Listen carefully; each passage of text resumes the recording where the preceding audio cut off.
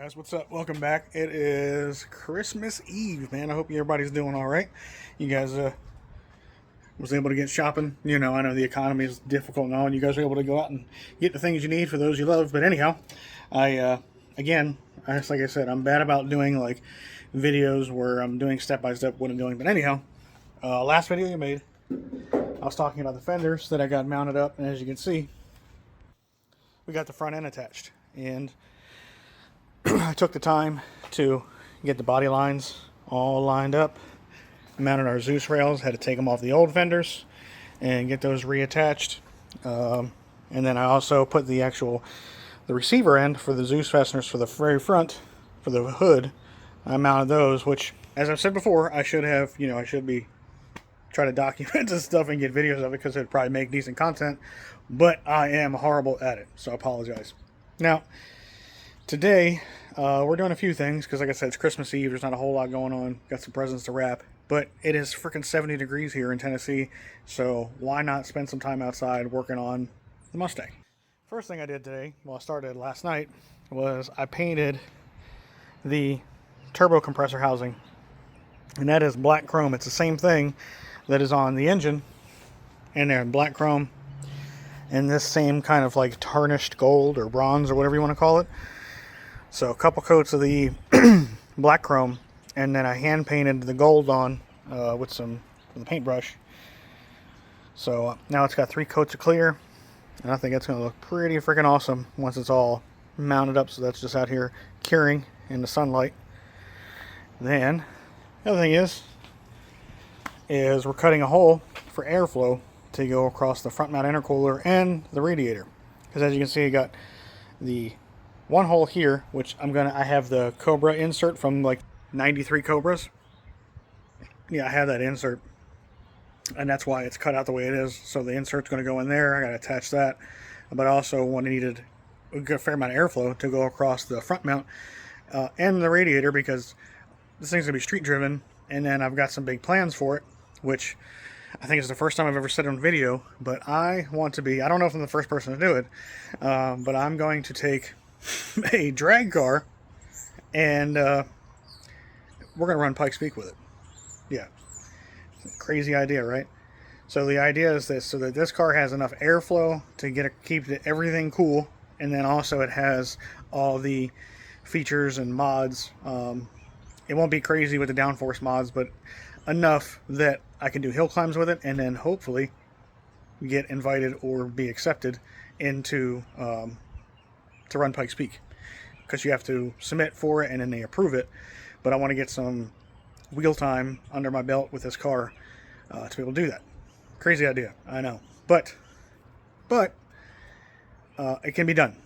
I don't think it's totally outside the norm to be done. So, because this is not going to be just like 100% dedicated drag car. The goal is take it in its current form. It'll be, suspension tune-up, the clutch tuning, and all that will be around running a very fast A to B number once that number is ran. We'll compete in some events with the car, but the goal is to also be able to take it and then swap tires, change the suspension tune-up, and more than likely just the rear gear, and run hill climb stuff. So I think that'll be pretty freaking cool. And now, I was kind of hesitant to even put this on a video, because there's people out there that have that are looking for content to make, especially car people, because a lot of it is just the same old shit that's like rinse, wash, repeat, rinse, wash, repeat. And by me putting this out there, I'm probably setting myself up for somebody else to beat me to it that has more resources than I do, and also has the whole dedicated production and all that stuff. So anyhow, putting that out there for that. So what I need to do is finish cutting that hole out. So we're going to throw on the Ray-Ban Metas here, and we're going to get to cutting. So stay tuned. Appreciate you guys being here. Oh yeah, if you would, could you please just hit that subscribe button, comment, like, I'm want to grow this channel. I really think that we got something here that we can grow. We went from, just a measly 600 subscribers to like 820 in a period of like 2 weeks. And I think that has to do with just me posting more content and making shorts. But if you're watching this for the first time, or if you watched it a bunch of times and you just never hit the subscribe button, please do that. I'd greatly appreciate it and help grow the channel. Alright, so in case you're wondering how I got this shape or how I did this, for those of you that have never done anything like this before, first off, I chose this style design specifically because I'm all about symmetry, so I wanted to follow the symmetry of the front bumper. Typically when you see a drag Fox body with this skinny kid style front bumper on, 9 times out of 10 it's got a series of holes in it. If it has a hole in it to begin with. If it does, it's going to have just holes across the front, like kind of like, I don't know, like old school rally style, or they just do a long oval. So again, it comes down to a lot of rinse, wash, and repeat. You see the same shit, you know, used over and over and over again. And I always thought just the long oval did not fit the front of the bumper. It just looked out of place given the shape of the car, and Fox bodies are very boxy. You know, they have a lot of straight lines. You know, so why not use the styling that's already in the car? Like you see how this comes down and curves, the front bumper comes in like this. A lot of it has lines that are naturally gravitating to the center. So that's why I wanted to follow that.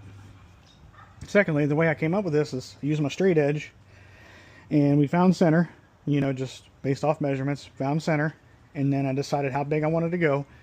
Used my straight edge. I came down about 1 1/8 from this line here, and then drew my straight line. Originally, this was a series of lines. Like if you see like an artist sketching up a like a cartoon, you know, you always see like a bunch of lines and straight lines everywhere, you know, until they get to the final revision. And so I used that, and I used things that were already round, like this perfect circle, stuff like this, and then even this guy here, because I didn't want a hard corner. So I used this as my rounded edge. Anyhow, so I plotted out my points, and I drew my lines, my intersecting lines, where I wanted everything. So I'd have everything was even. So I had intersecting lines here, had intersecting lines here, and then I just modified it until I got my shape. And some of it's a little bit of eyeballing. So this is the shape that I finished up with. Let me back up here when I'll fall over my chair. So as you saw earlier in the video, and then I kind of got ahead of myself, and I realized, oh shit, I should probably record this. So I started with the hole saws to give me starting points, because it's going to be really hard to cut out this radius with that saw there. So I hit it with a hole saw first, and then we're going to run that saw across here and around, and then I'll work on this. I have a little handheld belt sander in there. It's very, very fine. It's very narrow. As I was saying, these metas only record in 3-minute increments. It drives me insane. But if I want to get that point of view, this is what I got to deal with for now. Anyhow, I have a little handheld belt sander that I'll be able to massage it out and then straighten this up. So let's go ahead and fire up this saw here, or rotary cutter. And oh, I need my ear pro. So let's get my ear pro on, and then we'll come right back. All right, we got our ear pro on. Let's get to cutting, making some noise, boys and girls.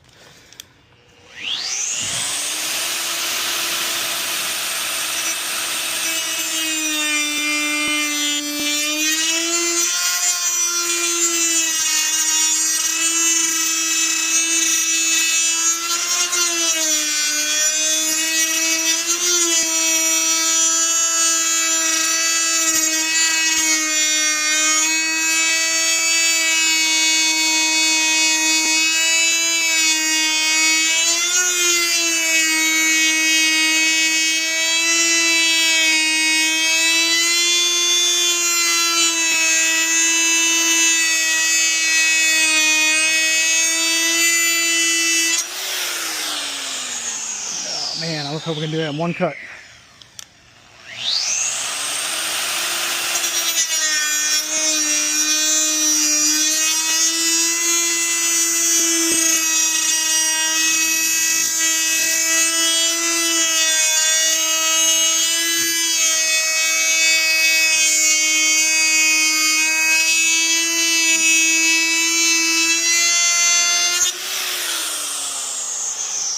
Alright, here's the top one.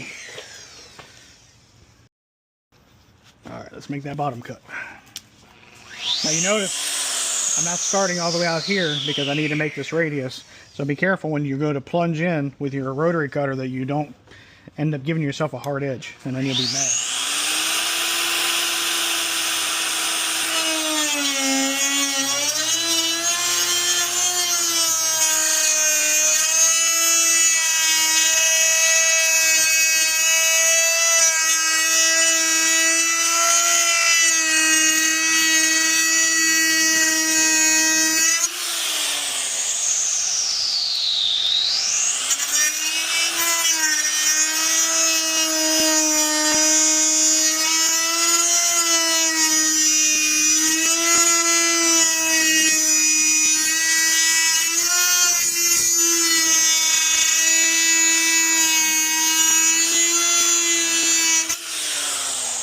Alright, that's cut number 2. Alright, this is probably going to be the harder part. Believe it or not, just running my hand along here, I'm just, just finding an edge with a knuckle and just dragging it. And that way it gives me something nice and steady. So it looks straight, and we'll see here in a second once we get it cut out. So, alright, so the difficult thing is when you're using a rotary cutter, when you go to turn, you're going to gouge on the back side. So you kind of got to work it lightly so you don't gouge it and then you end up with it kind of looks wonky. So you just lightly keep scoring it until you get what you want.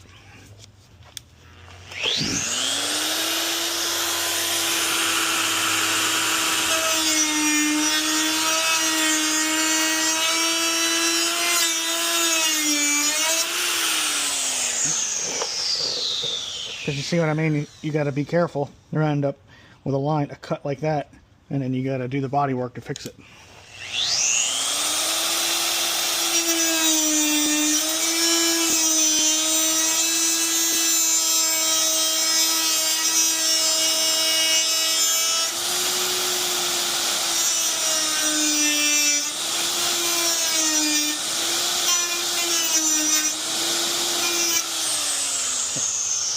Like I said, I'm going to touch all this jagged stuff up with the handheld belt sander.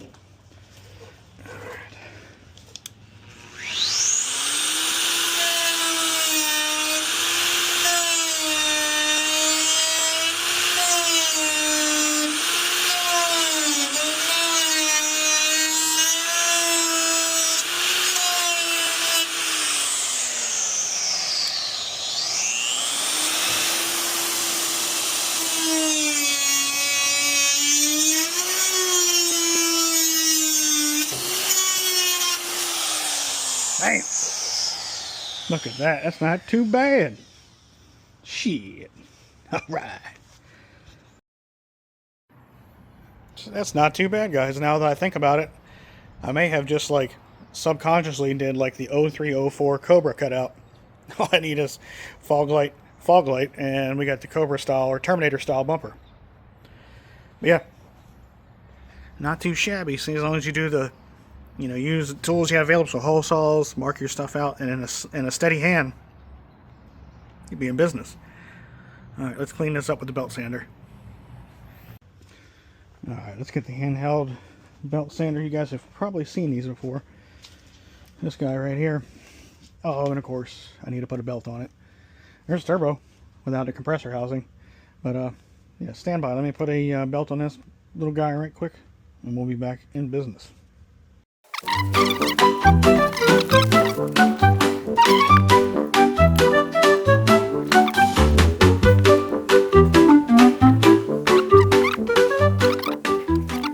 Alright, I really should be wearing some type of respirator or mask, but don't have one, so just gonna have to hold my breath.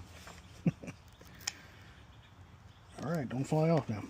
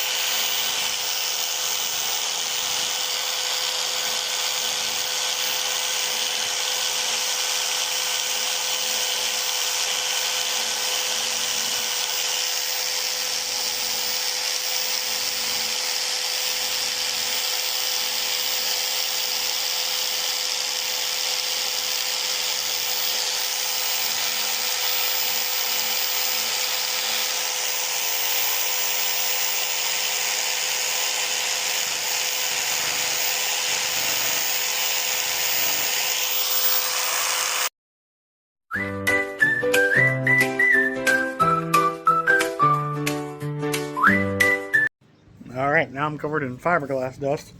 Like I said, you really should have some type of respirator or something over your mouth while you're doing this.